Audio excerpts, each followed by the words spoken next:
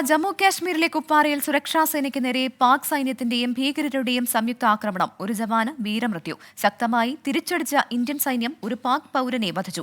കൊല്ലപ്പെട്ടത് പാക് സൈന്യത്തിന്റെ SSG commando എന്ന് സൂചന. ഇന്ന് പുലർച്ചെയോടെ ജമ്മുകശ്മീർ കുപ്വാരയിലെ മച്ചൽ സെക്ടറിലെ നിയന്ത്രണ രേഖയ്ക്ക് സമീപം ഭീകര സാന്നിധ്യം സേന തിരിച്ചറിഞ്ഞു. തുടർന്ന് നടത്തിയ തെരച്ചിലിനൊടുവിലാണ് ഏറ്റുമുട്ടലുണ്ടായത്. ഏറ്റുമുട്ടലിൽ ഭീകരർക്കൊപ്പം പാകിസ്ഥാൻ സൈനികരുമുണ്ടായിരുന്നതായി പ്രതിരോധ വൃത്തങ്ങൾ അറിയിച്ചു.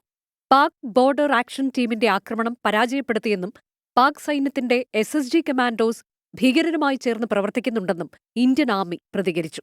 ഏറ്റുമുട്ടലിൽ ഗുരുതരമായി പരുക്കേറ്റ് ഒരു ജവാൻ വീരമൃത്യു വരിച്ചു. ഒരു മേജർ ഉൾപ്പെടെ 4 പേർക്ക് ഗുരുതരമായി പരുക്കേറ്റിട്ടുണ്ട്. കൃത്യമായ മറുപടി നൽകിയ സൈന്യം ഒരു ഭീകരനെ വധിച്ചു. അതിർത്തിയിൽ സൈന്യവും SSG കമാൻഡോസുമായി ഏറ്റുമുട്ടൽ നടക്കുന്നുണ്ടെന്നാണ് വിവരം. ഭീകരവാദത്തോട് സന്ധിയില്ലെന്ന് പ്രധാനമന്ത്രി നരേന്ദ്രമോദി കാർഗിൽ വിജയ് ദിവസം ജമ്മുകശ്മീരിൽ പറഞ്ഞതിന് പിന്നാലെയാണ് ഇന്ന് കുപ്വാരയിൽ ഏറ്റുമുട്ടലുണ്ടായത്. 24 ഡൽഹി.